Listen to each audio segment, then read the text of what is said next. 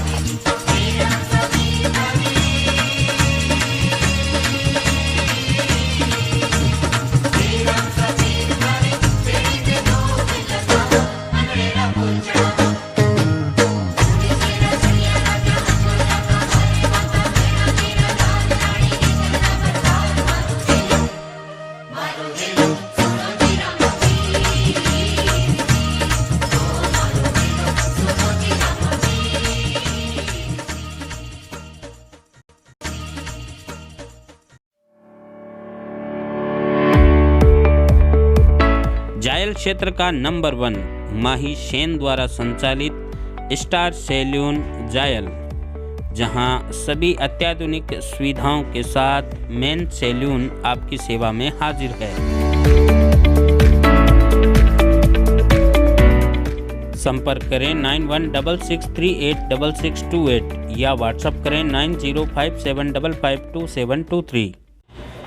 सभी क्षेत्रवासियों को हमारे माई स्टार हेयर सैलून कट की ओर से आगामी त्यौहार मकर संक्रांति की ढेर सारी शुभकामनाएं। अत्याधुनिक रूप से तैयार किया गया यह हमारा सैलून है। आप एक बार सेवा का मौका अवश्य दें, हम आपको निराश नहीं करेंगे। राम राम।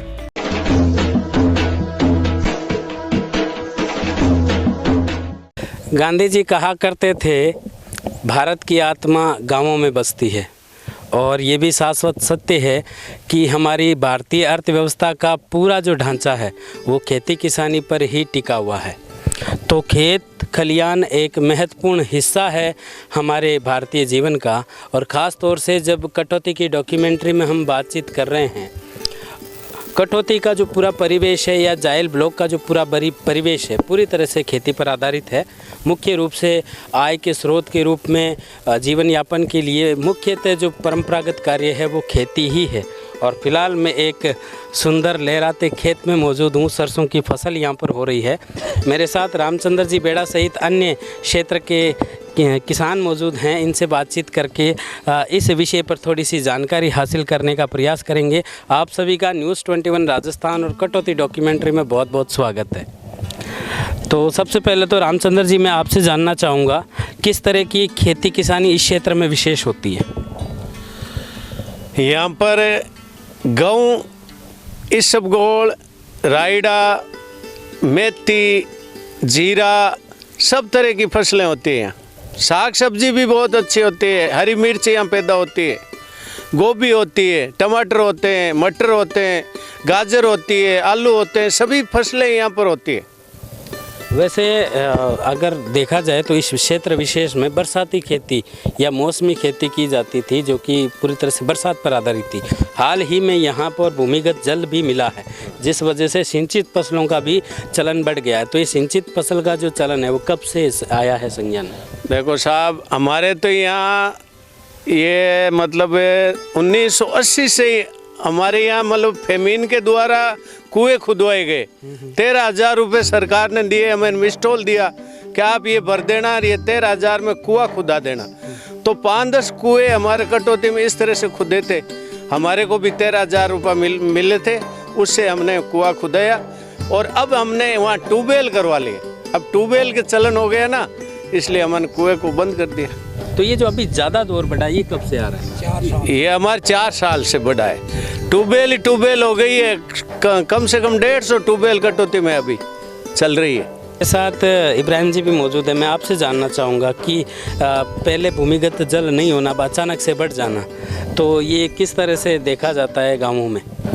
देखिए, पहले यहाँ करीब हमारे मारवाड़ी में 60-70 हाथ, अब इसका फुट बना लो शायद 100 फुट तक ही लेवल, लेकिन वो पानी का लेवल अब नीचे चला गया। अब गहराई में पानी है, लेकिन पानी थोड़ा सा सूटेबल नहीं है। पानी भारी है, खारा है। हालांकि ये फसलें हो रही है, लेकिन इस कटौती में कुछ इलाके में ठीक ठाक पानी है, खारा कुछ मीठा है, बाकी आगती पागती भी ट्यूबवेल हमारे यहाँ से कटौती में क्या आप जाइल से लेकर के बड़ी सागू तक खूब सारे ट्यूबवेल हैं और यहाँ अच्छी फसल हो रही है। और ये अक्सर है 40-40 टूटी एक ट्यूबवेल से चल रही है और लोग आराम से मेहनत करके अपनी खेती को अंजाम दे रहे हैं। अपनी आजीविका करीब इस किसानी खेती पर ही निर्भर है। तेजाराम जी मेरे साथ मौजूद हैं। तेजाराम जी, खेती किसानी के अलावा और क्या क्या काम किसान कर लेते हैं यहाँ? खेती के अलावा कहीं करे? खेती के अलावा कुछ काम नहीं है किसान के। तो पशुपालन तो है, भैंस है, गाय है, बकरी है, लल्डी है, भैंस है, भेड़ है। तो फसल कहीं क्यान की हो जाए इस क्षेत्र के मायने? ठीक, बहुत बढ़िया हुआ, ठीक हुआ ऐसा है। मूंगफलियाँ वगैरह जमीन, जो जमीन के मायने उनाली फसल है, भी लगाओ। मूंगफली जी थोड़ी टाइट जमीन है, नरम जमीन है ना, ये 2-3 किलोमीटर आंतर में 7-8 किलोमीटर मूंगफली जी के कुंटल। सरसों जीरो बढ़िया हुआ। तो पहली जहाँ टांका खूब बनियोड़ा है, तो टांका को ही पानी पीबा में काम में ले, क्योंकि ढाणी क्षेत्र के माने माइली सप्लाई तो है वो नहीं, तो टांका कोई है या नाडू पानी लेना? हमारे तालाब है बड़े रहे बरछिंडा, उससे टैंकर भर के ले आते हैं। 6-12 बार यहाँ रहते हैं, बड़ा तालाब है। और गाँवों की तुलना में अगर आप देखो, लारला गाँव ना अगर आप देखा कटौती ना देगा, तो खेती किसानी में कटौती आगे है कि लारला लर है?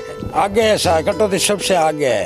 पहली हमारे बडेरे चीनार गाँव होता है, ये मान लो तालाब के पास में दुल्डा है, उसी में होता। चावल नीम से ओडिया में गुड़बाड़, डुल्डा सोनू नीम से टिल्लन थारी बार। हमारे चारों बाटों का ये एक कहावत चली है कि चेड़िया आटीन ऐसा पूरब में, चेड़िया चावल नीम से ओडिया में गुड़बाड़, और डुल्डा सोनू नीम से टिल्लन थारी बार। हमारे टिल्ला बाबा वो तारी, उसके समय की ये कहावत है। टीलन बाबा के यहाँ जो बताए जाते हैं कि भगवान आकर हाड़ी रहे थे, उन्होंने खेती की थी, और खेती करने के बाद होली के दिन उस फसल को जला दिया, और जलाने पर गांव वालों ने जब उनको ओढ़वा दिया कि आपके कृषक ने वो खेती जला दी है, फसल जला दी है, तो टीलन बाबा ने मुस्कुराते हुए कहा कि उन्हीं की थी, उन्होंने जला दी, कोई उन्होंने ही जला दी। और फिर जब जाकर देखा तो वो जला हुआ जो फसल है बताते हैं कि सोना बन गया। बिल्कुल। तो अकबर बादशाह से भी जुड़ा थोड़ा सा इतिहास इस क्षेत्र का रहा है। एक अच्छी मुगलिया कालीन मस्जिद भी यहाँ पर है, तो इसे लेकर कोई और ऐतिहासिक जानकारी अगर आपके पास? देखो, यहाँ बता रहे हैं कि अकबर बादशाह की जब फौजें इधर जाया करती थी तो उन्होंने यहाँ अपना कयाम डेरा रुकने का किया था। उस सिलसिले में यहाँ वो उस ज़माने की ये मस्जिद है जो आप भी वैसी की वैसी कायम है, और जो लोग यहाँ मुस्लिम भाई हैं वो अपनी नमाज अदा करते हैं, और गांव वालों का भी बड़ा अच्छा उनको सहयोग मिलता है, और बड़े प्रेम भाव से यहाँ की ज़िंदगी आपस में हर जाति के हर धर्म के लोग रहते हैं। ख़ास तौर से मैं यहाँ पर अभी अब खेती किसानी के पक्ष को रखने के लिए इस जगह पर हूँ, लेकिन एक पक्ष और मुझे यहाँ बार बार देखने पर संज्ञान में आ रहा है। यहाँ पर जो सांप्रदायिक सद्भावना है, यहाँ पर जैसे लोगों में मिलजुल कर रहने की भावना है, वो भी अद्भुत है।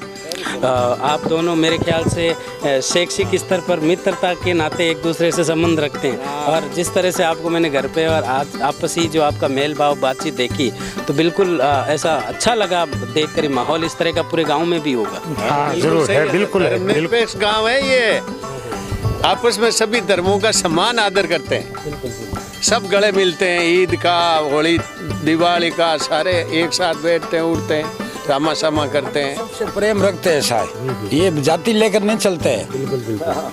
बिल्कुल पूरे भारत को अगर समेट कर पढ़ा जाए, समझा जाए, तो गांधी जी ने ठीक ही कहा था कि भारत की आत्मा गाँवों में बसती है। भारत का प्रतिबिंब आप गाँवों में आसानी से देख सकते हैं। यहाँ की अर्थव्यवस्था कैसी है, गाँव में आकर देखिए, लोग किस तरह से अपना जीवन उपार्जन करते हैं, यहाँ के लोग कैसे हैं, यहाँ आपसी धर्मों के लोग किस तरह से सद्भाव से रहते हैं। यहाँ का कोई भी माहौल आपको पूरे भारतवर्ष का देखना हो, उसका छोटा प्रतिबिंब आपको गाँवों में देखने को मिल जाएगा। कटौती गांव में विशेष तौर से सारी विशेषताएं जो भारतवर्ष की हैं वो देखने को मिलती हैं। बहुत ही सुंदर गांव ये कटौती है। चलिए लगातार डॉक्यूमेंट्री में आगे बढ़ते हैं। खेती किसानी एक पारंपरिक धंधा है, एक तरह से व्यवसाय है जीवन यापन के लिए। खेतीबाड़ी में काम करने वाले जो किसान होते हैं अपने खेत में ही मगन रहते हैं। जब उन्हें प्रशिक्षण की आवश्यकता होती है, सलाह की आवश्यकता होती है, तो वो जिस ओर देखते हैं तो वो केंद्र या वो सुविधाएं थोड़ी दुर्लभ होने के कारण मुख्यतः खाद, बीज इत्यादि सेवाओं के लिए जो गांव में दुकानें होती हैं, वहां पर भी किसानों को आमतौर पर जानकारियां चाहिए होती हैं, उन पर वो निर्भर रहते हैं।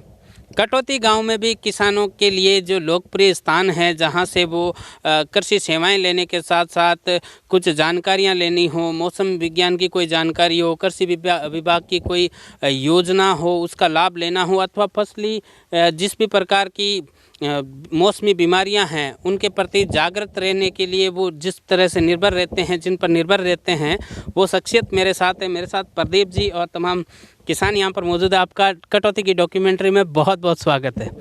प्रदीप जी, आप यहाँ किस तरह की सेवाएं जो हैं किसानों को प्रदान करते हैं, इस बारे में हमें अवगत करवाएं। देखो साहब, मैं एक किसान का बेटा हूँ और मेरे पापा जी किसान हैं प्लस कृषि विभाग में सर्विस करते हैं। मैं उन्हीं की प्रेरणा से इस गांव में ये बिज़नेस शुरू किया है। बिज़नेस के साथ साथ सेवा, किसानों को किस तरह से फ़ायदा हो। मेरे पापा जी मैं छोटा था तभी यहाँ से कोई कृषि विभाग की एक्टिविटी होती थी तो नागौर पिक में भर के ले जाते थे कृषि मेले में और किसानों को अच्छी गुणवत्ता का बीज दिलवाते थे। वो मैं पढ़ते समय देखता था। उस समय ही मेरे विचार आया कि पढ़ाई से सर्विस करना तो अच्छा है, लेकिन जब सर्विस में नहीं लगती है तो ऐसा बिजनेस करना चाहिए जिससे खुद के साथ साथ किसी और का भला हो। तो मैंने ये खाद बीज की दुकान का विचार किया और जिस समय जिस समय विचार किया उस समय गांव में एक भी ट्यूबवेल नहीं थी। 2-3 कुएं थे, वो भी बिना हो वैसे, उन पे कोई उत्पादन नहीं था। वो भी ऐसे कहते थे कुएं की छाया कुएं में, मतलब किसी को सलाह नहीं देते थे उचित कि आप ट्यूबवेल कराओ। जब मैंने खाद बीज का बिजनेस शुरू किया, दुकान खोली, उस समय गांव में कोई ज़्यादा बीज का प्रचार नहीं था, कोई तरह की दवाइयों का नहीं था, खाद की उपलब्धता नहीं थी। तो थोड़ी मेहनत संघर्ष किया, उपलब्ध है गांव में आज कम से कम 40 या 50 गांव कम से कम जो कटौती पर खाद बीज लेने के लिए और जानकारी लेने के लिए आते हैं। मैंने गांव में साहब उचित सुझाव के लिए या जानकारी के लिए मैंने किसान महामेला किया था आज से 3 साल पहले। उसके बाद कोरोना आ गया तो उस मेले में किसानों को जानकारियाँ दी, फ्री में बीज की उपलब्धता करवाई लॉटरी से, क्योंकि सबको तो संभव नहीं है। तो समय समय पर किसानों को, प्लस अब की बार बारिश से मूंग वगैरह ख़राब हुए, लोगों के कपासें ख़राब हुई, तो उस समय कृषि विभाग से रिक्वेस्ट करके यहाँ पे बीमा शिकायत करवाई और शायद कटौती सबसे पहला गांव है जहाँ बीमे पे कार्रवाई हुई और ऑडिट आई, यहाँ जांच हुई और शायद बीमा क्लेम भी 99% मिल जाएगा इस बार। आप थे हमारे पास प्रदीप जी, जो कस्बे में बालाजी खाद बीज भंडार के नाम से अपना प्रतिष्ठान चलाते हैं। साथ ही किसान भी यहाँ से हमें बताते हैं और लोगों से भी हमने जब बात की तो बताते हैं कि प्रदीप जी अपने व्यवसाय के साथ साथ जिस सेवा भाव से किसानों को नई नई सलाहें हैं, नई योजनाओं के लिए जागृत करना हो, जैसा कि बीमा की अभी बात हुई, बीमा कंपनियाँ इतनी आम नहीं हैं या इतनी व्यवहारिक नहीं हुई हैं कृषि क्षेत्र में। जो जीवन बीमा है वो तो एक लंबे समय से चल रहा है तो हम उससे अच्छी तरह से अवगत हैं, लेकिन फसली बीमा थोड़े समय से ही इसकी डिमांड बढ़ी है या हमारे क्षेत्र विशेष में इसकी ज़्यादा जानकारी नहीं थी और जानकारी के अभाव में बीमा कंपनियां किसानों को उचित मुआवजा या लाभ नहीं दे पाती थी। लेकिन अगर प्रॉपर जागरूकता हो तो ये संभव है कि हम अपनी फसलों के ख़राब होने पर क्लेम ले सकते हैं। और इस बात की जानकारी, इसके लिए आगे क्या प्रोसेस है, कहाँ इसके लिए अप्लाई करना है, ये सारी जानकारी किसान कैसे रख पाते हैं, वो दिन भर अपने खेतों में रहते हैं। तो प्रदीप जी जैसे जो लोग हैं वो जागरूकता दिखाते हुए किसानों को संगठित करके उनके हक के लिए अपने नेतृत्व में उनको लेकर चलते हैं। तो यहाँ के किसानों के लिए ये एक तरह की सौगात है। और आप अभी क्या कृषि कार्य क्या कर रहे हैं? खाद डाला, ये खाद डाल रहे हैं। तो अभी आपने ये जीरे की फसल यहाँ पर आप देख पा रहे हैं, जीरे की ये पूरी फसल है। जीरा आमतौर पर अगर हम नागौर की बात करें तो मसालों के क्षेत्र में नागौर की अपना एक विशिष्ट पहचान है। और ये जो पूरा क्षेत्र, ये जो पूरा बेल्ट है, मसाले के रूप में यहाँ जीरा भरपूर मात्रा में हो रहा है। जैसा प्रदीप जी ने बताया, कुछ साल पहले यहाँ पर ट्यूबवेलों की संख्या कम थी, लेकिन धीरे धीरे लोगों में जागरूकता आई और भूजल स्तर भी ऊपर आया। कुएं के साथ साथ ट्यूबवेलें जब से यहाँ पर आरंभ हुई है तो खूब सारी फसलें हो रही हैं और जीरा विशेषकर हो रहा। और प्रदीप जी कौन कौन प्रकार की जो फसलें हैं यहाँ पर किसान लेते हैं? देखो, यहाँ पे सबसे पहले तो इसबगोल का चलन हुआ था। ये एक औषधीय फसल है, इसमें विदेशी जाता है माल और इसमें खर्चा नहीं है सब किसानों के। घोड़ा जीरा, हाँ, जिसको घोड़ा जीरा, इसबगोल नाम है हिंदी का वो।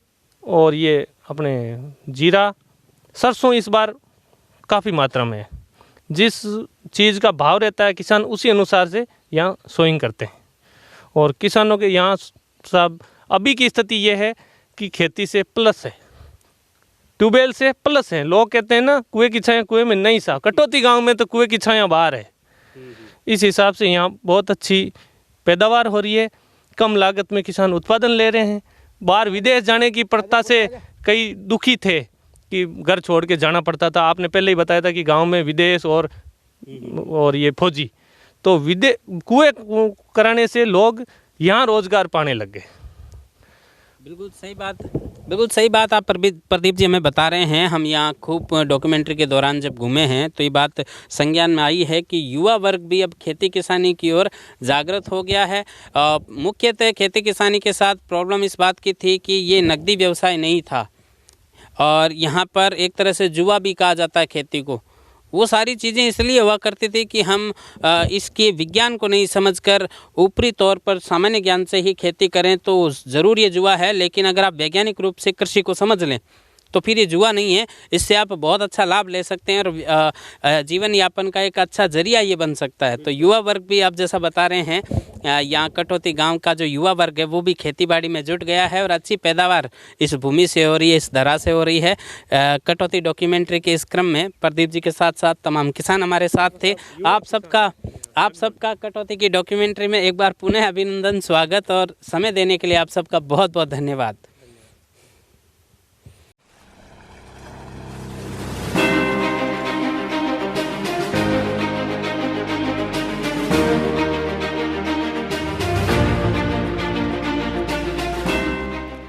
बुटाटी धाम IVS ट्रेवलर्स नागौर से दिल्ली डेली सर्विस शाम 6 बजे नागौर से रवाना via role, Tarnau, Jayal, Kathoti, Chhoti Khatu, Kuchaman city, Losal, Sikar, Neemka Thana, Kotputli, Gurgaon और Delhi. Head office IVS travellers, Vijay Vallabh Chowk, Didwana road, Nagaur. संपर्क करें 9982060496। नोट करें 9982060496।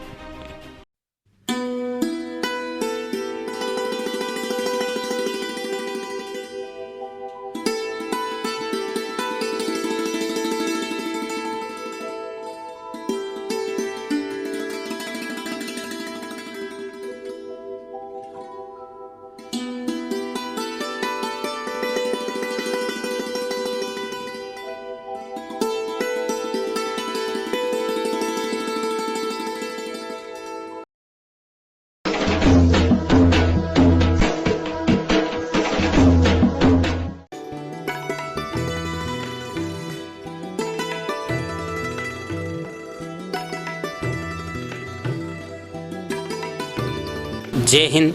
डॉक्यूमेंट्री के इस क्रम में आपका एक बार फिर स्वागत है।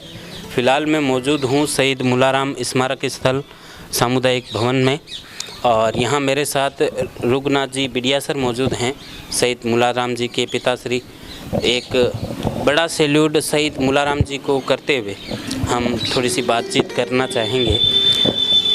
रुगनाथ जी, मैं आपसे जानना ये चाह रहा हूँ कि जिस भवन में अभी हम बैठे हैं, मैं देखता हूँ कि आप रोज़ाना यहाँ आते हैं, तो यहाँ आकर सेवा करते हैं, तो ये आपका डेली रूटीन है? रोज़ आते? डेली सुबह शाम 2 टाइम।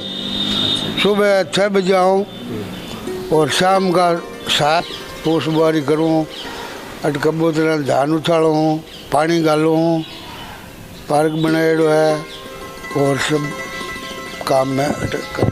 तो यहाँ बिल्कुल रोज़ाना नित्य रूप से अपनी दैनिक दिनचर्या का महत्वपूर्ण हिस्सा बनाकर रुगनाथ जी यहाँ डेली आया करते हैं, पूजा अर्चना करते हैं, यहाँ पर पेड़ पौधों की सेवा करते हैं, इस भवन की पूरी देखरेख करते हैं। शहीद मुलाराम जी को लेकर मैं आपसे स्मृति में जाना चाहूँगा, थोड़ा इतिहास में जाना चाहूँगा, तो उनको लेकर कोई याद है जो वो हमें आप बताएँ?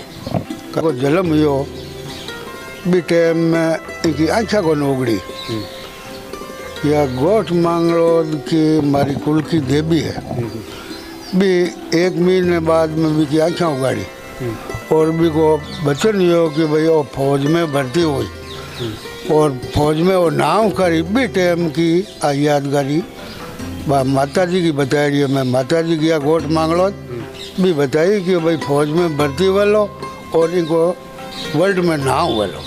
माता जी की मुख्य धाम है गोट मांगलोद। वहाँ पर बताया जाता है कि शहीद मुलाराम जी के बाल्यकाल में जब माता पिता के साथ वो वहाँ पर गए थे, तब भविष्यवाणी हुई थी कि ये फौज में जाएंगे और देश की सेवा करते हुए बड़ा नाम करेंगे। आज उनका नाम स्वर्ण अक्षरों में लिखा हुआ है, सोने के अक्षरों में लिखा हुआ है। हर युवा के, हर भारतवासी के दिल में उनके प्रति बड़ा सम्मान है। और जब वो 1999 में कारगिल युद्ध में शहीद हुए तब उसकी सूचना आपको कब और कैसे मिली? की सूचना मैंने पहले तो मिली को नहीं, और उनकी डेड बॉडी आई जब भी हमको मिले। पहला तो गांव में पूरे मिठाई मैंने ठा नहीं, तो पते मिली मान तो। 1999 में कारगिल युद्ध के दौरान शहीद मुलाराम जी को शहादत प्राप्त हुई। शहादत की सूचना पूरे क्षेत्र में फैली, लेकिन माता पिता से उस सूचना को छुपाया गया, स्वाभाविक रूप से नहीं बताया गया।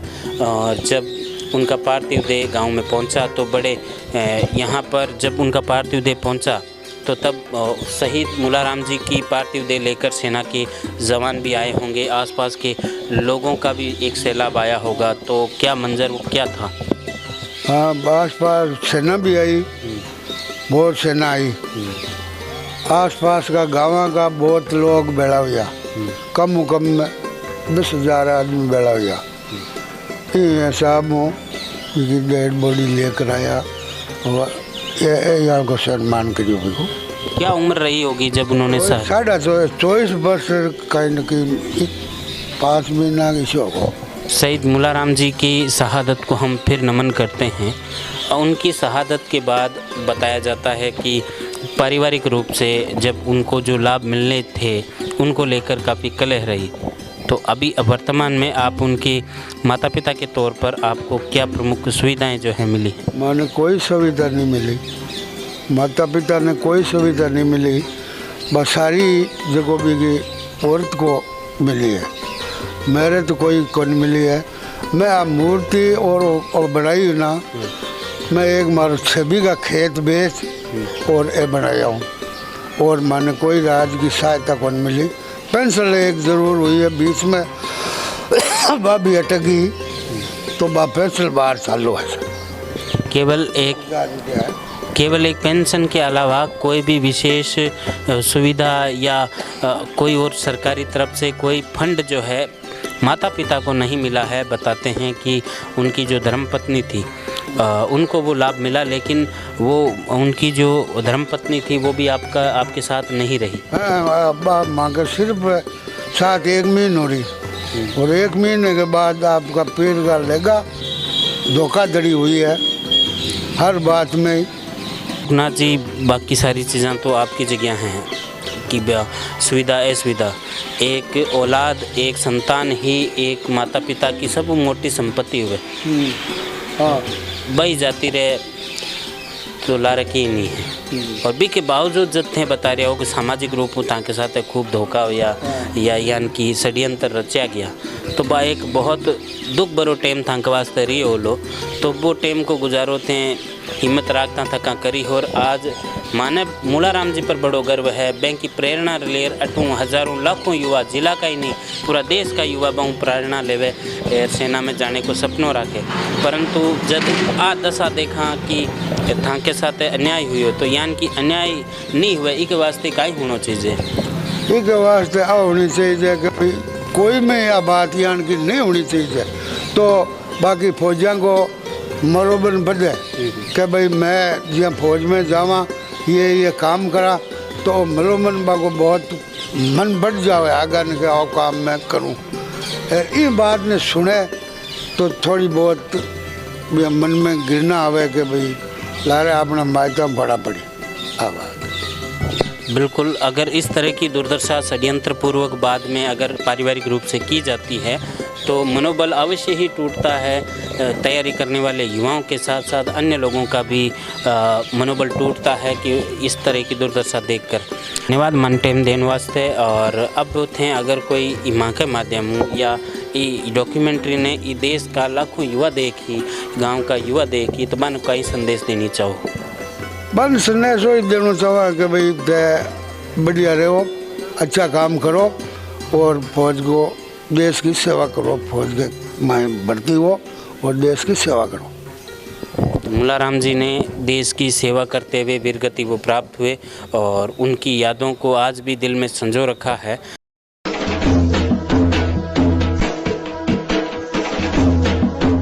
शैक्षणिक गतिविधियों के साथ साथ खेलकूद गतिविधियों में भी पूरी तरह से संपन्न कटौती गांव की डॉक्यूमेंट्री में इस अगले क्रम में आपका फिर से स्वागत है। यहाँ की खेल प्रतिभाएं लंबे समय से अपना दम पूरे नागौर जिले सहित प्रदेश भर में अपना नाम कमा चुकी हैं, अपना दबदबा जाहिर कर चुकी हैं। लेकिन वर्तमान परिप्रेक्ष्य में देखा जाए तो बिल्कुल पूरी तरह से खेल सुविधाओं से संपन्न ये गाँव हैं। खेल सुविधाओं के अतिरिक्त उनको प्रशिक्षण की भी आवश्यकता पड़ती है, तो अपने निजी स्तर पर बच्चों को प्रशिक्षण देकर उन्हें सैन्य भर्तियों में सिलेक्शन करवाने का श्रेय ज़्यादातर युवा जिनको दे रहे हैं वो शख्सियत मेरे साथ है। मेरे साथ सुशील कुमार जी हैं। आपका न्यूज़ 21 राजस्थान में स्वागत है। सर नमस्कार। मैं इनसे आपको परिचित करा दूं। आप शारीरिक प्रशिक्षक हैं और अपने फिरोजपुरा यहाँ से निकटवर्ती गांव है वहाँ पर पोस्टेड हैं। उसके अलावा अपनी ड्यूटी के अलावा क्षेत्रीय या गांव के बच्चों को आप ट्रेनिंग देते हैं, उन्हें सुबह शाम प्रैक्टिस करवाते हैं ताकि वो भी सैन्य सेवाओं में जा सकें या अन्य किसी खेल कूद प्रतियोगिता में अपना नाम कमा सकें। तो मैं आपसे जानना ये चाहूँगा सर कि आप एक शारीरिक प्रशिक्षक हैं, तैयारी के दौरान के थोड़े से अनुभव को आप बताएं, किन चीज़ों को आप महसूस करते थे और वर्तमान में जो बच्चे तैयारी कर रहे हैं उनके लिए क्या सुविधाएं बढ़ गई हैं, तो इस बारे में आप हमें थोड़ा सा बताएं। तो मैं भी किसान परिवार से आता हूँ, यहाँ के युवा बच्चे हैं वो भी किसान परिवार से आते हैं, गरीब परिवार से आते हैं। तो मैं ये सोचता हूँ कि बच्चे हैं वो खेल मैदान में आते हैं, सुबह शाम मैं उनको रनिंग करवाता हूँ, आर्मी की तैयारी करवाता हूँ। 2 साल हो गए मुझे लगे हुए, मैं सुबह शाम हमेशा खेल मैदान में जाता हूँ और शाम को मैं कबड्डी ग्राउंड पे जाता हूँ, वहाँ लड़के और लड़कियाँ आती है, तैयारी करते हैं। और पिछले साल की उदयपुर में जो भर्ती हुई आर्मी की, उसमें ग्राउंड से 11 बच्चे गए थे, उनमें से 6 बच्चों ने एक्सीलेंट मारा वहाँ पे। और रिलेशन की भर्ती में मैंने 10 बच्चों को यहाँ से मतलब निकाल दिया और 2 बच्चे गवर्नमेंट जॉब लग गए हैं। और कबड्डी में इस साल 17 वर्ष में लड़कियों की टूर्नामेंट हुई थी डेगाना में, वहाँ लड़कियाँ प्रथम स्थान रही।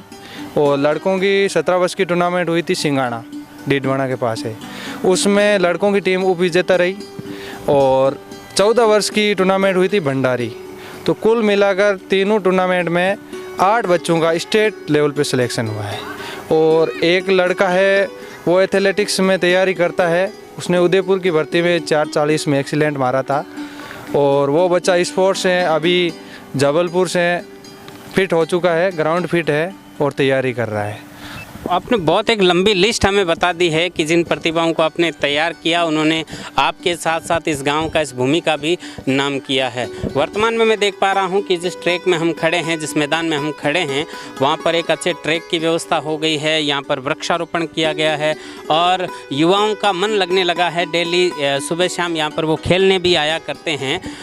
तो मैं आपसे, जैसा कि मैंने आपसे पहले भी पूछा था, मैं फिर दोहरा रहा हूँ, अब सुविधाएं बढ़ गई हैं, सुविधाएं बढ़ गई तो है। और ये बच्चे सुविधाएं बढ़ गई है। गांव के सरपंच सुखाराम जी ठेकेदार साहब ने ये खेल मैदान तैयार करवाया है और ये आने वाली पीढ़ी के लिए बहुत काम आने वाला है। और इसके साथ धीरे धीरे और सुविधाएं बढ़ेगी, धीरे धीरे बच्चों में रुचि बढ़ेगी।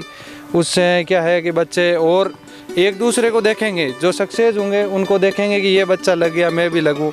और वैसे खेल मैदान में मतलब जैसे देखने के बाद धीरे धीरे मतलब संख्या भी बढ़ रही है खेल के क्षेत्र में। इधर यहाँ वॉलीबॉल चल रहा है, उधर स्कूल की साइड में कबड्डी चल रही है, वहाँ खेल मैदान में अभी रनिंग की तैयारी हो रही है। तो बच्चे रुचि रख रहे हैं और खेल के क्षेत्र में आगे बढ़ रहे हैं। खेल के क्षेत्र में आगे बढ़े ना बढ़े, लेकिन खेल एक मनोरंजन का भी अच्छा साधन है और अपने दिन के किसी खास समय का हम सदुपयोग यदि खेल के लिए करें तो शारीरिक और मानसिक रूप से भी हम संतुलित रहते हैं। आवश्यक नहीं है कि युवा खेल के प्रति सजग हों या वो किसी तैयारी विशेष के लिए खेल कूद की ओर बढ़ें, बल्कि चाहिए कि जैसा यहाँ पर है मौजूद, जो व्यवस्था में बोलने वाला हूँ वो यहाँ मौजूद है कि युवाओं के साथ साथ और लोग भी ग्रामीण जो हैं, जो अपना फ्री समय जो है खेल कूद जैसी गतिविधियों को देते हैं, जो कि एक अच्छा संकेत है। हमें समय देने के लिए आपका बहुत बहुत धन्यवाद। मैं मुकेश बेड़ा, जो वर्तमान में राजस्थान पुलिस में हूँ, पहले 8 साल BSF में सर्विस की। इसी ग्राउंड से हमें तैयार कर रहे हैं और भी तैयार हुए। पास में यहाँ पर इस रोड पे है, वहाँ पर भी ट्रैक बना हुआ है। वर्तमान में सरपंच साहिबा के सहयोग से ये ट्रैक का निर्माण हुआ है। और जो भी आप देख रहे हो ये इसमें फौजी और गांव के युवा है वो वॉलीबॉल खेल रहे हैं। और ठीक इधर इस साइड के अंदर ये कबड्डी का ग्राउंड है जहां कबड्डी की हर साल प्रतियोगिता होती है। आसपास के गांवों से बाहर से प्लेयर आते हैं। अभी वर्तमान के अंदर कटौती गांव के नागौर डिस्ट्रिक्ट में महिला और पुरुष दोनों के अंदर सेलेक्टेड हुए हैं और नागौर जिलों में टॉप रही है कबड्डी के अंदर। खेती किसानी की इस चर्चा में आपने पारंपरिक खेती को जाना और हर चीज़ में नवाचार जब होते हैं तो औरों को उससे प्रेरणा मिलती है और वो नवाचार यदि लाभप्रद हो तो सभी उस ओर चल पड़ते हैं। किसी का अनुसरण करना अलग बात है, लेकिन उदाहरण पेश करना अपने क्षेत्र में खुद उसकी अगुवाई करना एक बहुत ही प्रेरक बात होती है। तो इसी तरह के एक प्रेरक किसान मेरे साथ मौजूद हैं, रामेश्वर जी चोयल। आपका बहुत बहुत अभिनंदन, स्वागत। सबसे पहले तो अपना छोटा सा एक आप परिचय दें। जी, मेरा नाम रामेश्वर चोयल है और मैं श्री खेताराम जी चोयल का सुपुत्र हूँ और मैं वैसे इंजीनियर हूँ। मैंने बीटेक प्लस एमटेक किया है और शुरुआत में मेरे को खेती करना और खेत में जाना असंभव सा और बहुत मुश्किल काम लगता था। तो फिर हमारे इच्छा हुई कि भाई क्यों न हम अपन बाहर कहीं शहरों की तरफ दौड़ भाग नहीं करके, और अपने पास खूब सारी अच्छी ज़मीन है और अपने पूर्वजों ने खेती से ही बहुत कुछ अर्जित किया है, हमें अच्छा पढ़ाया लिखाया और भी कई जो सामाजिक जो जिम्मेदारियां हैं वो निभाई, तो अपन भी इसके अंदर कर सकते हैं। बहुत प्रेरक, आपका जीवन परिचय भी बहुत प्रेरक है। देखिए, काम कोई छोटा नहीं होता और जो पारंपरिक काम है वो तो ज़्यादा सम्मान की बात होती है। आपने एक बहुत अच्छी बात कही कि खेती किसानी से ही आपको एमटेक बीटेक तक परिवार ने शिक्षा दिलाई और आपने ये खेती की तरफ रुझान किया। उससे पहले कोई प्रयास किए होंगे? जी, खेती से पहले मैं बिज़नेस लाइन में था और बिज़नेस लाइन की अनिश्चितताओं के कारण मैंने खेती की तरफ बढ़े, क्योंकि कुछ जो भी मार्केट के उतार चढ़ाव है उसकी वजह से थोड़ा सा बिज़नेस में कुछ असफलताएं हुई। तो फिर हमने सोचा कि भाई जब इस क्षेत्र में अपने को अपना ज़्यादा इन्वेस्ट करने की ज़रूरत नहीं है और अपन कम इन्वेस्ट से और अच्छा कर सकते हैं, इससे जानकारी मिले, उसके लिए आपका मैं बहुत बहुत आभारी हूँ।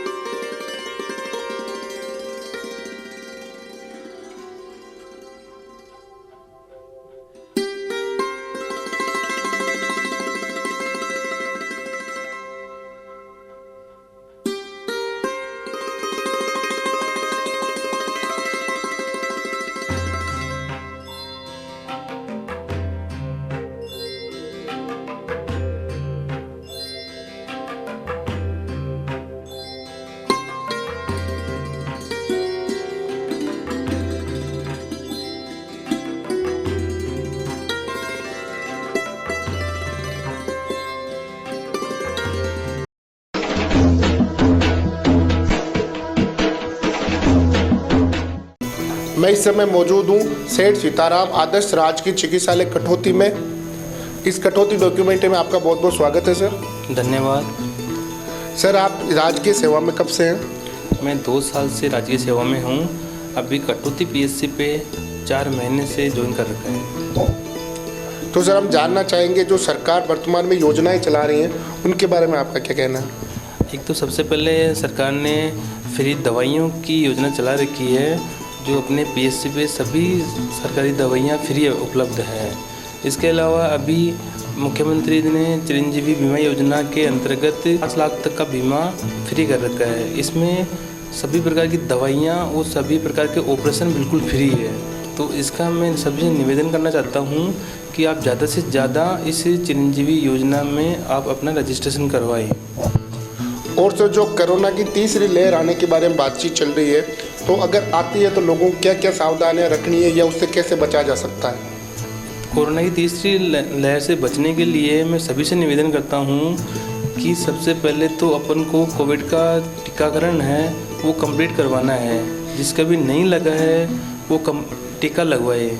इसके साथ में मास्क का आपको उपयोग करना है, यही बचाव है।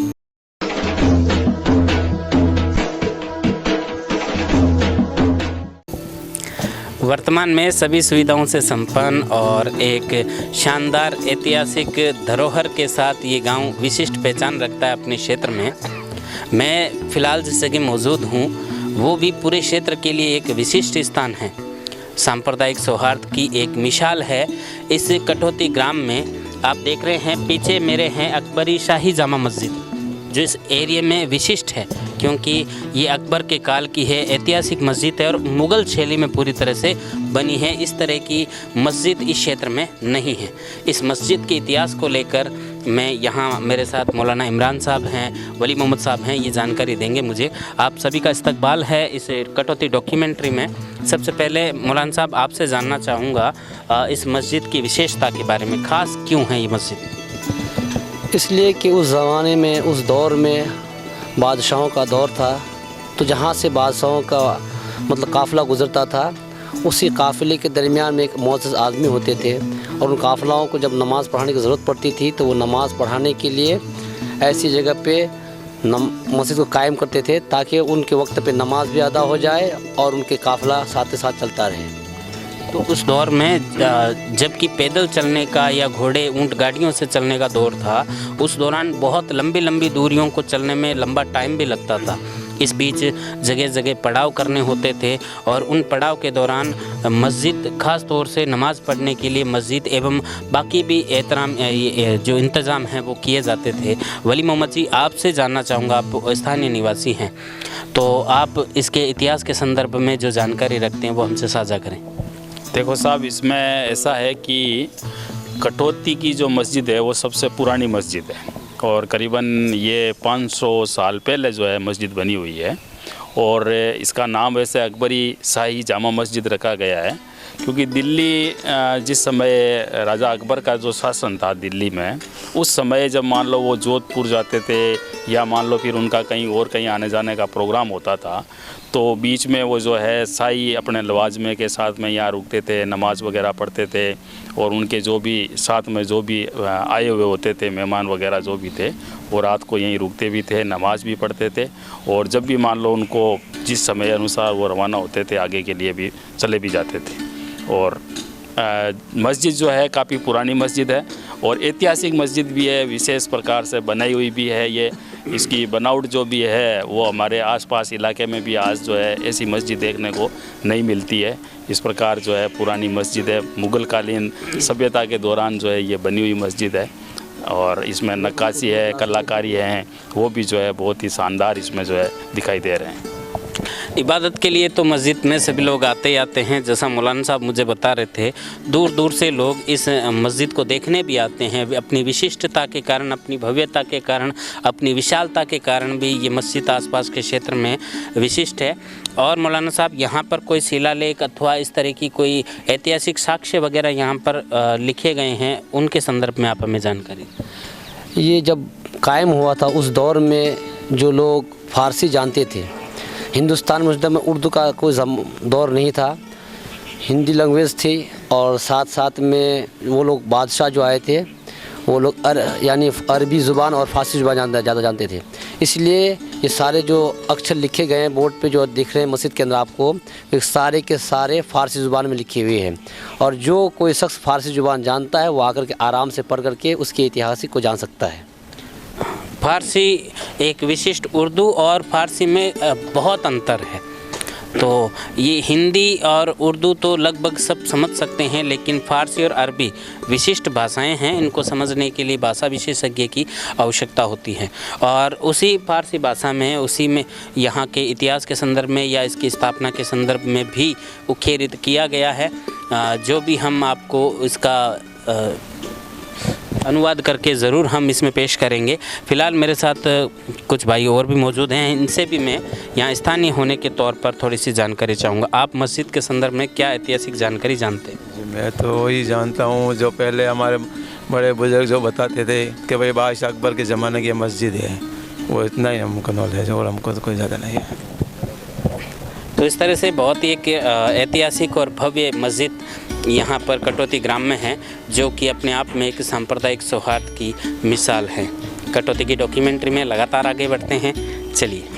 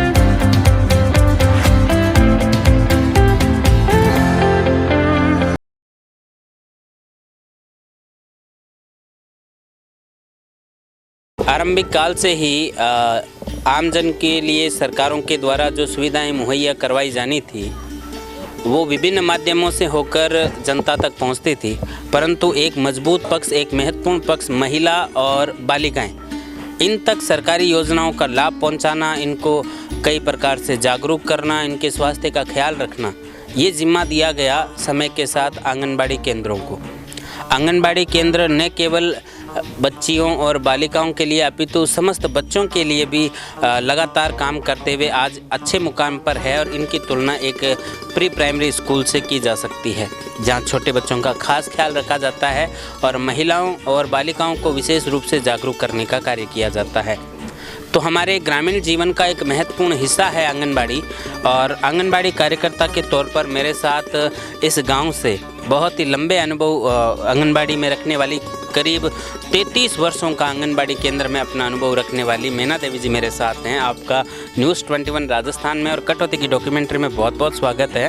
और मेरा पहला प्रश्न आपसे ये है, 33 साल का आपका पूरा अनुभव है, तो आज आप जिस दौर को देख रही हैं, जब आप लगे थे तब उस दौर को आपने देखा तो कितना अंतर आ गया है? बहुत अंतर आए। कोई मन टीकाकरण लगवाओ, गर्भवती दासरी के गर्भवती के टीकाकरण करो, गांव में छोटा बच्चा शिक्षित करो। अभी टाइम था कि जिम्मेदारियां कमी, आज तो खूब जिम्मेदारियां दे दी आंगनबाड़ी कार्यकर्ता ने, स्वास्थ्य की भी ख्याल थे रखो, छोटा बच्चों की शिक्षा को भी ख्याल रखो, तबार की कितनी जिम्मेदारियां थाने मिले? अब बहुत मिले, छोड़ दो खूब करनी पड़े। छोटा बच्चा ने आंगनबाड़ी क्यों भेजे? पढ़ाई के लिए जागरूक हुए, हाँ, और पोषण मिले, और अलबत जाने भाई के स्कूल जावे कौन, छोटा बच्चा स्कूल जावे कौन, बे अब स्कूल पुगे को नहीं जीरो लगा छोटा बच्चा जो आंगनवाड़ी पास में वे जो बता बोकरे बटे खेल बोकरे रंग फलान चीज़ कहीं है आ कहीं आई है आ कहीं आई है जब होशियार हो जाए जरा पहले आंगनवाड़ी भेजे 5 साल कोई और स्कूल भेज दी। हाँ बात रंग रोगन कोई चीज़ के आ कहीं चीज़ है वो पत्तों का को है वो नीम को है वो कई चीज़ ये बताना चाहिए आ गाय है बे मन देवे बच्चे आ गाय है क्या कहीं है आ बकरी है बे मन किलकारी किताब जवे नहीं बेम देख देख करवा बेन बतावा मैं हाँ बेटा बेटा किताब दे जान बे पूछ बो करे के बेन जी आ कहीं चीज़ है बेन जी आ कहीं चीज़ है जब बेन बतावा वो आम है हाँ वो केरो है ये अंगूर है बेन एन पढ़ावा बेटा बेटा बता बो करा जब बे समझ बो करे। तो एक पोषण की जी बात है कि भाई छोको खान पीन ने पोषण किया करे भाई यान को खान पीन जिकाऊ स्वास्थ्य ठीक रहे बिन पोषण किया तो पोषण ने लेर छोटा टाबर का जन्म पहले पोषण शुरू हो जाया करे। हाँ। तो भी वास्ते थे लुगायन कई कई हिदायत दियो भी क्या पोषण ठीक रहा पोषण पहले तो मैं देता भाई दलियो है खिचड़ी एक दिन दलियो और एक दिन खिचड़ी एक बार देता भाई जी कई कई खानों चाहिए। हाँ बे पूछे बे भाई गर्भवती ने हरी पत्तेदार सब्जी दाल लौकी इनका बतावा भाई गर्भवती महिलाएं और खाओ। बिल्कुल तो पूरी आंगनबाड़ी कार्यकर्ताएं सब मिलकर गांव के स्वास्थ्य का पूरा ख्याल रखती हैं छोटे बच्चों की प्री प्राइमरी एजुकेशन की व्यवस्था करती हैं। मैना देवी जी हमारे साथ थे जो एक लंबे अनुभव के बाद अपना अनुभव हमारे साथ शेयर कर रहे थे। आपका बहुत बहुत धन्यवाद। आगे बढ़ते हैं।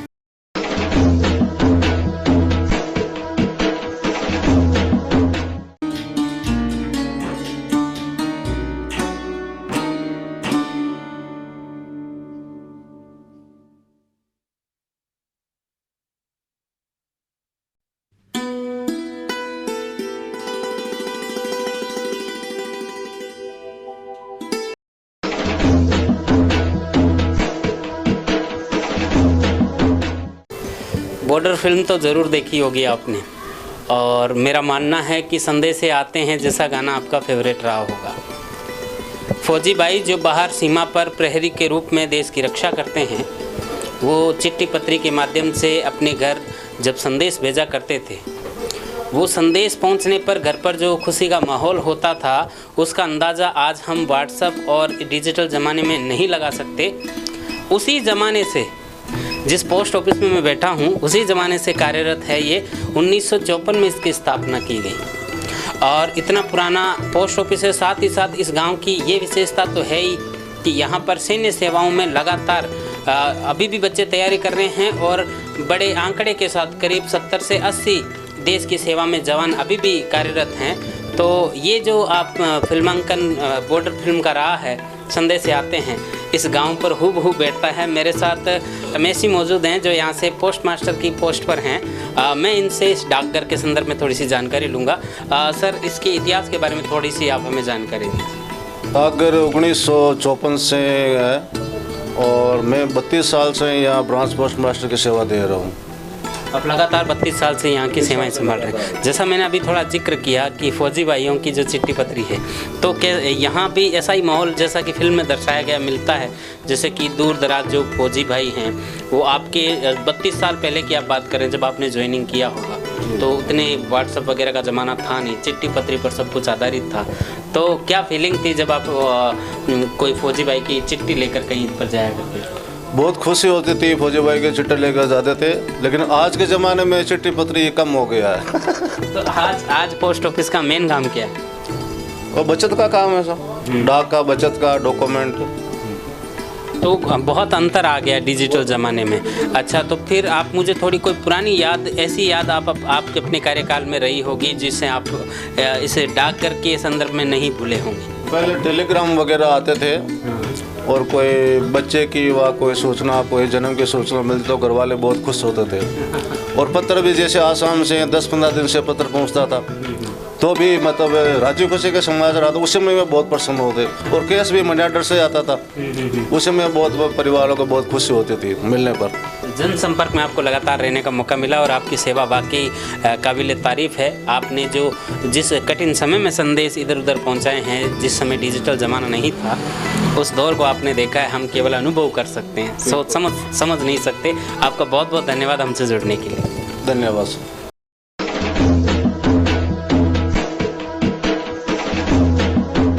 न्यूज़ 21 राजस्थान पर न केवल कटौती की अपितु जिले के कई गांवों की डॉक्यूमेंट्री आई है, लेकिन कटौती की डॉक्यूमेंट्री के निर्माण के समय मुझे कुछ नए एक्सपीरियंसेस हुए हैं।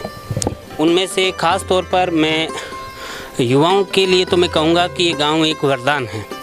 यहाँ पर सैन्य भर्ती परीक्षाओं के लिए युवा जिस प्रकार से जागरूक हैं, अभी मैंने निर्माण के दौरान एक छोटी क्लास के बच्चे से भी जब मैंने बात करी तो उसका भी सपना बड़े होकर फौज में जाना है। तो एक बड़ी बात है, छोटे बच्चे की मानसिकता में इस तरह की बातें आना परिवेश पर निर्भर करता है।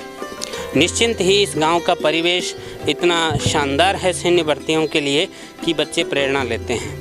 मैं लगातार यहाँ से अनेकानेक लोगों के साथ मिलकर यहाँ की प्रतिभाओं को आपको दिखाने का प्रयास कर रहा हूँ। इसी क्रम में मैं अभी जहाँ पर आया हूँ वहाँ मेरे साथ एक प्रतिभा है जो गायन क्षेत्र में या मनोरंजन के क्षेत्र में, भक्ति के क्षेत्र में अपना नाम रखती है। चलिए मुलाकात करते हैं।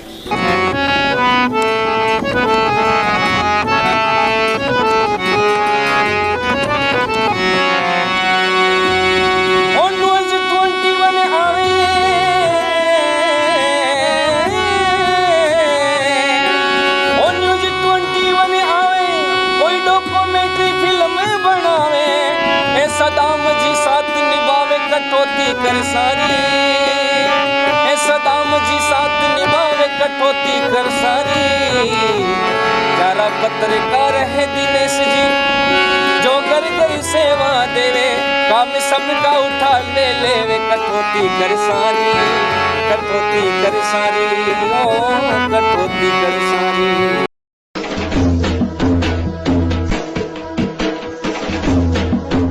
समिति ग्राम पंचायत कटौती का सभी सदस्य हम है और गांव वाला की इच्छा हुई है कि मंदिर बनाओ बढ़िया मंदिर तेजो जी महाराज को।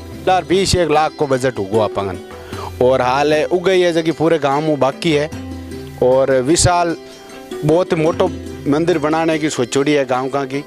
और अपने दीपावली का रामासामा का सब मिंदर मुंडा के बटे रामासामा करे ना भी टाइम सब भेड़ा हुआ है। सरपंच साहब आप ये भी क्यों नागौर जिले में ऐतिहासिक मंदिर बनना चाहिए, बनाना चाहे साल 2 साल लेट हो जाए कोई दिक्कत को नहीं।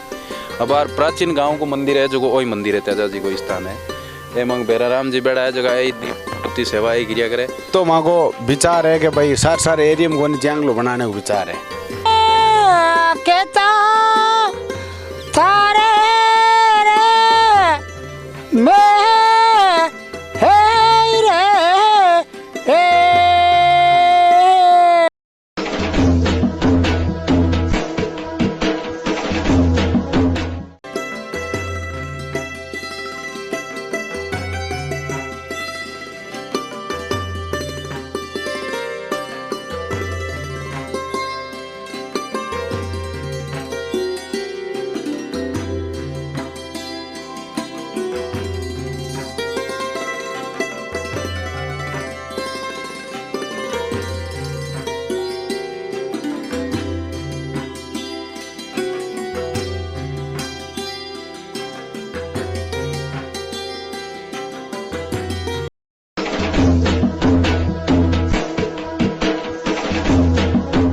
ऐतिहासिक रूप से समृद्ध इस कटौती गांव में पुराने इतिहास को लेकर मैं यहां से कुछ बुजुर्गों से बात करूंगा ताकि हमें किदवंती के तौर पर या जो कही सुनी के आधार पर जो इतिहास यहां का है वो यही हमें बेहतर बता पाएंगे।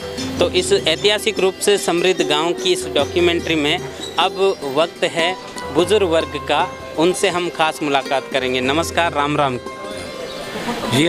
माँ के जगमाल बाबू चौधरी हो कटौती को, माँ को गांव काल से हो जरा और आज में रकम बनने जोध पर जाऊँ तो जरा ऊँट से जोड़ो जावे हो जब 2 नरंद बो जाए निंदान करे खेत में मूंड है कांकड़ में निंदान करे जाबा एक बोली क्यों देख क्यों कल्टी लारे जाई गई बा बोली क्यों और ले जे मैं जानती रहूँ तब भी क्यों मैं पाँच आऊँ रकम भर और पाँच आऊँ जरा मन ले चाली पाँच आयो जब भी बरोबर यार ऊँट जैकानियो और बा ऊपर चढ़ गई आएगा वह गणा बस उगार अब मूंडवे का बट्टा हूँ इटे करियो माँ के खियाले कोई कांकड़ मोसर हो ख्याल गांव का पहली जिमण ताई लोग घना जानता रहता, लोग जानता रिया जिमण ने ख्याल है, लोग ख्याल है जिमण ने जानता रिया जना बा मौको दे क्यों ला रहा हूँ जो भी लुगाई ने ऊँटा पर राड़ भी पच ले जाओ जब माँ के कुमार खो दे बटा के माटी फिर डोली बारा हूँ हेलो पाड़ियो क्यों दो पारा के तावड़े सिले चढ़ी सिलार सोन बेकला कुमार वो दोबारा यान को दुओ क्यों जरा वो बाहर आयो जाके ऊँटा हुए चढ़ोड़े जम भी ठोकी फेंस में ऊँट के फेंस में ठोकी ऊँट पड़ गो तो मैं लुगाई बोली क्यों तन मारी मन ले जी मारे नस में ठोक जब भी ठोकी नस में बा मरगी पदमिन बेग ले कुमार नहीं बट बा मार दियो क्यों बेगना जना ओ यान को भी किस हो यो माँ के जबरदस्त भी पच कहीं यो बे पहली कोई मुंडवे काल पड़ियो जो गाया ये गोड़ आया तो पूछो क्यों किस हो गाँव माँ को मुंडू है क्यों हुआ जरा गया तो गोर में बाढ़ जो क्यों है तो आपने जगमाल बाबे ढोरा आई है जो बांक गुआड़ा कुड़कियाँ गाल दी नहीं सोने की और गया तो गोर में बाढ़ दी ओ किसो मांगे जगमाल बाबे चौधरी को वो जगमाल बाबे चौधरी औलाद है जकी बा कुमार ने ढोली ने जागीरदारी का खेत दिया बा गांव को नाग रखने इज्जत रखने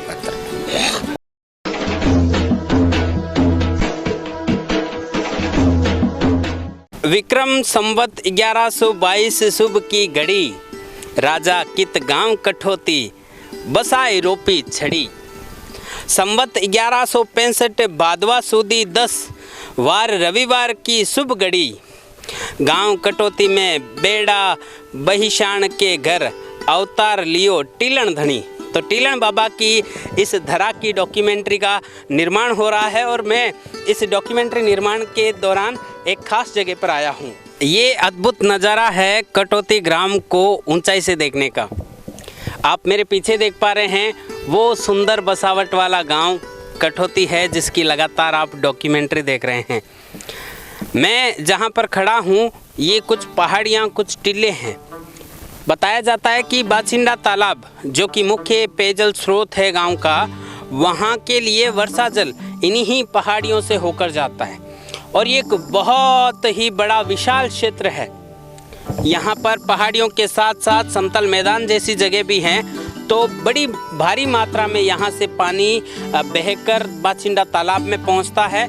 और उस पानी की खास बात ये है कि मैं इस पूरी पहाड़ी पर देख पा रहा हूँ ये गोलियां बाटे खूब मात्रा में हैं। पानी जब पत्थरों से होकर गुजरता है तो उसके अंदर मिली हुई अशुद्धियां रुक जाती हैं और एकदम शुद्धतम मात्रा में वो आगे की ओर पहुंचता है। तो बाछिंडे तालाब में पहुंचने वाले पानी पहाड़ से पहुंचने के कारण और पत्थरों से टकराकर होकर गुजरने के कारण शुद्धता के पैमानों पर खरा उतरता है। और जब मैं इस पहाड़ी पर चढ़ रहा था, मैं जिन रास्तों से होकर आया हूँ, तो इस पूरे क्षेत्र में मैंने एक चीज़ पाई है कि यहाँ पर इस तरह के सारे पत्थर जो हैं गोली आकार के हैं और ये निशानी होती है पानी के बहने की। बहता पानी जब बड़ी मात्रा में पानी नदी के रूप में कहीं पर बहता है तो बहते बहते ये पत्थर गोल हो जाते हैं। तो ये सारे यहाँ पूरे क्षेत्र में इस तरह के गोल पत्थर इस बात को साबित करते हैं कि किसी ज़माने में यहाँ पर बहुत ही विशाल नदी रही होगी। अगर ये पत्थर नीचे समतल मैदान में दिखाई देते तो हम ये अंदाज़ा लगा सकते थे कि शायद अभी के कुछ ही पहले की बात होगी। पहाड़ी के ऊपर इस तरह के गोल पत्थर मिलना इस बात का प्रतीक है कि यहाँ जो बताई जाती है कि पृथ्वी की एक बार पूरी तरह से उथल पुथल हुई थी। डायनासोर का जो ज़माना था जब पूरी तरह से दुनिया नष्ट हुई थी और फिर से बसावट हुई, उससे पहले पृथ्वी की उथल पुथल से पहले शायद यहाँ पर पानी का बहुत बड़ा स्रोत रहा होगा। इसके साथ साथ यहाँ इस पहाड़ी पर आने का एक और कारण भी है। मेरे दोनों ओर आप देख पा रहे हैं ये पावर प्लांट है। बिजली उत्पादन के सौर ऊर्जा से विद्युत ऊर्जा में परिवर्तन करने के ये दो बड़े बड़े यहाँ पर प्लांट हैं। ये पूरे प्लांट इनकी क्षमता बताई जाती है 40 मेगावाट और 40 मेगावाट में से कुल 36 मेगावाट कठौती और 4 मेगावाट अन्य ग्राम बरनेल की है। तो अकेले कठौती के 36 मेगावाट के लिए ये प्लांट लगे हुए हैं। हालांकि विरोधाभास है इन प्लांट से विद्युत वितरण को लेकर, लेकिन फिर भी ये यहाँ इस क्षेत्र में विशेष बात है। यहाँ कुछ भौगोलिक परिस्थितियाँ अच्छी पाई गई सौर ऊर्जा उत्पादन के लिए, तो यहाँ पर बड़े प्लांट लगे हैं। इस ओर ये जो प्लांट आप देख रहे हैं ये 5 मेगावाट का प्लांट है। 5 मेगावाट विद्युत के मामले में एक बहुत बड़ी इकाई है। ये बहुत बड़े क्षेत्र को अपनी आपूर्ति दे सकती है। यहाँ से विद्युत का उत्पादन होता है और ये सारा जो बड़े विशाल क्षेत्र में फैला है, अलग अलग यूनिट में फैला है, इनका आपस में कनेक्शन भी हो रखा है। तब यहाँ पर आने का काफ़ी रीज़न तो ये प्लांट ही रहा है। दूसरा, मुझे यहाँ से गांव का जो अद्भुत नज़ारा दिख रहा है, तो इस डॉक्यूमेंट्री में आप देखेंगे कि गांव को भीतरी दृश्य तो आप देख ही रहे हैं। ऊंचाई से, दूर से, पहाड़ी से गांव का दृश्य कुछ कम नहीं लग रहा है। जोरदार यहाँ का गांव का दृश्य है। वीरों की भूमि, किसानों की भूमि, सैनिकों की भूमि। इस कठौती की डॉक्यूमेंट्री बनाते हुए इस तरह के प्राकृतिक सौंदर्य या इस तरह के प्राकृतिक सुंदर दृश्य देखकर भी मन मोहित होता जाता है। और जिस तरह से डॉक्यूमेंट्री निर्माण के लिए कठौती ग्राम का चयन हुआ है, इस तरह के दृश्य देखने के बाद मैं उनको सार्थक मानता हूँ।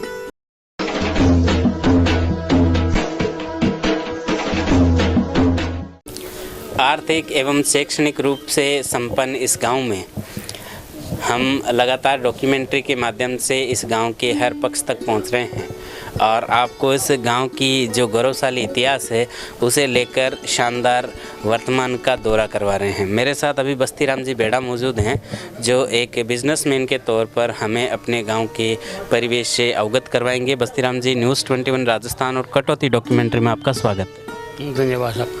बस्तीराम जी, मुझे अपने गांव के संदर्भ में ये बताइए, जैसे कि समिति मुख्यालय के पास में गांव स्थित है, तो अमूमन सुविधाएं तो जो है लोग वहां पर निर्भर रहते होंगे, तो यहाँ गांव में व्यापारिक माहौल कैसा है, मुझे ये चाहिए। यहाँ पर व्यापारिक माहौल कोई ज़्यादा खास तो है नहीं, क्योंकि गाँव के हिसाब से है, कुछ शहर तो बड़ा नहीं और आसपास की कोई गाँव की यहाँ कोई है नहीं। तो हमारे गाँव की है ठीक है, साधारण कोई दुविधा भी नहीं है और सब सरकारी सुविधा भी है, लेकिन कभी कभी कुछ डॉक्टर्स और की पलटे होने से बराबर आते नहीं हैं। और सब ठीक है, सुविधा कोई बड़ी स्कूल है, अच्छा है। अभी स्टाफ की थोड़ी कमी है, अभी स्टाफ नहीं है, फिर भी हमारी पढ़ाई अच्छी चल रही है। ऑल ओवर गांव में सारी सुविधाएं ठीक हैं, लेकिन कुछ छोटी मोटी खामियों को छोड़कर बाकी सब ठीक है। और आर्थिक रूप से जैसा कि आपने बताया कि तहसील मुख्यालय के पास होने के कारण और गांव तो इस पर निर्भर नहीं है, परंतु ये गांव अपने आप में आत्मनिर्भर है। अपना काम व्यापारिक रूप से अपना काम अच्छा चला लेते। कोई इंसिडेंट आपको याद आ रहा है पुराना गाँव का व्यापारिक दृष्टिकोण से, कि आपके बचपन से लेकर ऐसा जब व्यापारिक माहौल यहाँ पर रहा कि बहुत कम दुकानें रही होंगी, ऐसा कोई पुरानी बात था आपको? पुरानी बात में यहाँ पे बड़ा बाजार था पहले, जाहिल से भी बड़ा बाजार था। जयलाल जीतमल की दुकान थी, कासराम मोहन लाल की एक दुकान थी, बड़ा फार्म था वो दोनों। जाहिल तहसील में पहला मतलब स्टोर था यहाँ, और आसपास के गाँव की भी बड़ी अच्छी ग्राहकी थी। लेकिन धीरे धीरे जाहिल का बाजार बढ़ने से यहाँ कम हो गया। बिल्कुल। और उसके अलावा भी सर, जैसे कि अभी अपने व्यापारिक दृष्टिकोण से देखें तो आवागमन के अच्छे साधन हैं, माल वगैरह डिलीवरी के काफ़ी अच्छे साधन हैं। क्या आपको पुरानी कोई ऐसी बात भी याद है जब, जैसा कि आप बता रहे हैं, पुरानी दुकान यहाँ पर सबसे बड़ी या व्यापारिक केंद्र सबसे बड़ा था, तो आवागमन वगैरह का क्या सुविधा रहता हो? आवागमन की सुविधा अच्छी है, कोई प्रॉब्लम नहीं है। हर मतलब रोडवेज की भी अच्छी है, प्राइवेट बसों की भी अच्छी है, कोई चीज़ की तो आवागमन में कोई तकलीफ नहीं है, क्योंकि मेन रोड पे होने के कारण से कोई असुविधा नहीं है। आप थे हमारे साथ बस्तीराम जी बेड़ा, जो यहाँ के व्यापारिक दृष्टिकोण से इस गांव की भूमिका हमें बता रहे थे। डॉक्यूमेंट्री में लगातार बने रहिए।